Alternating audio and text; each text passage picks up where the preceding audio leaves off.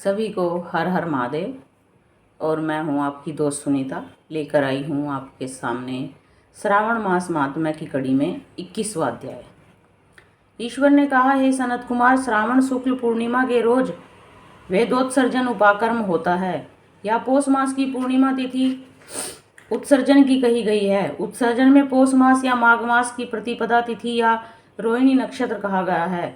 दूसरा समय अपनी अपनी शाखा के अनुसार उत्सर्जन तथा उपाकर्म दोनों एक ही समय करना उत्तम कहा गया है। अतः श्रावण मास पूर्णिमा के रोज उत्सर्जन अभिष्ट है तथा बृहच शाखार्थी उपाकर्म से श्रवण नक्षत्र अभिष्ट है। चतुर्दशी पूर्णमासी या प्रतिपदा तिथि के रोज या जिस किसी भी रोज श्रवण नक्षत्र हो उसी रोज ऋग्वेदियों का उपाकर्म होता है। यजुर्वेदियों का उपाकर्म पूर्णिमा में तथा सामवेदियों का हस्त नक्षत्र में होता है। उपाकर्म गुरु और शुक्रास्त नक्षत्र होने पर भी आनंद से करें। गुरु तथा शुक्रास्त में पहले उपाकर्म का शुभारंभ न करें, यह शास्त्र का मत है। ग्रहण तथा संक्रांति आदि योग दुष्ट समय आ जाने पर दूसरे काल में करें। हस्त नक्षत्र युक्त पंचमी या भाद्रपद पूर्णिमा के रोज अपने अपने ग्रह सूत्र के अनुसार उत्सर्जन उपाकर्म करें।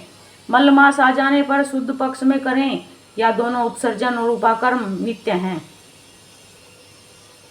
नियम द्वारा इनको हर साल करें। उपाकर्म की समाप्ति होने पर द्विजातियों के समक्ष उसी सभा में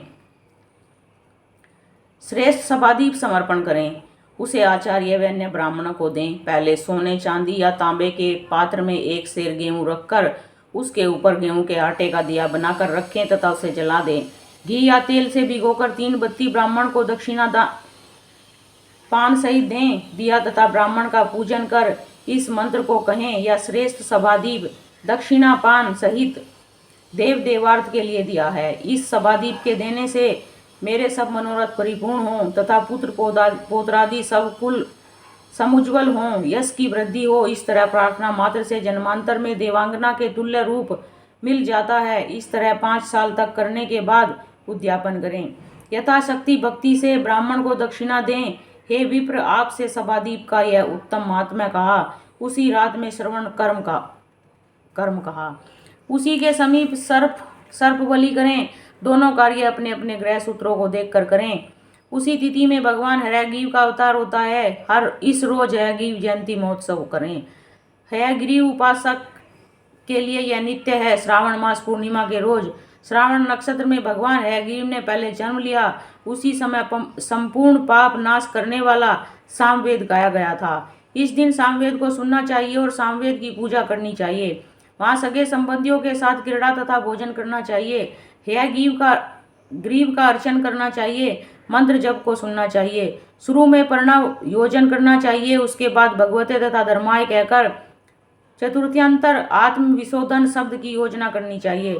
फिर अंत में नमः शब्द कहना चाहिए। यह 18 अक्षरों का मंत्र सब सिद्धियों को प्रदान करने वाला तथा वश्य मोहन आदि 6 प्रयोगों का एक ही साधक मंत्र है। इसका पुरस्चरण अक्षर संख्या के अनुसार 18 लाख या 18,000 है, पर कलयुग में चौगुना करना चाहिए। यूँ करने से भगवान हयग्रीव प्रसन्न हों सभी कामना पूर्ण करते हैं। इसी पूर्णिमा के रोज रक्षाबंधन कहा है। यह सब रोगों का, सब अशुभों का नाश करने वाला है। हे मुनि शार्दुल, इसमें पुराने इतिहास को आप सुने। पहले इंद्राणी ने जय सिद्धार्थ इंद्र के लिए से किया। हे विप्रवर, पहले 12 साल लगातार देव तथा असुर युद्ध हुआ। इंद्राणी ने उसी समय सुरेश्वर को थका देखकर कहा, हे देव, आज चतुर्दशी है, कल सुबह अच्छा होगा, मैं रक्षा करूंगी, जिसे करने से आप अजय होंगे।